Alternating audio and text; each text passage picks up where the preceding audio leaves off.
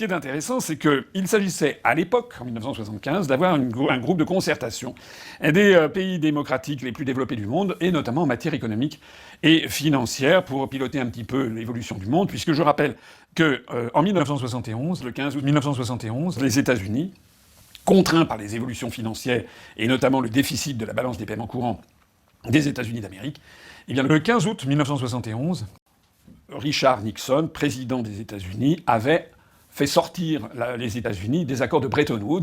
Il avait dénoncé les accords de Bretton Woods qui réglementaient depuis 1944 le système financier international et qui notamment corrélaient l'émission de dollars à la détention de réserves en or. Ça n'était plus tenable puisque de plus en plus les États-Unis créaient du dollar et n'avaient plus les réserves nécessaires. Donc les accords de Bretton Woods avaient été rompus le 15 août 1971 et donc dans les mois qui avaient suivi, il y a eu une grande effervescence en matière financière. Ça avait abouti aux accords du Plaza sur le flottement généralisé des monnaies. Et donc intervient à ce moment-là, en novembre 1975, ce premier G6 devenu ensuite G7.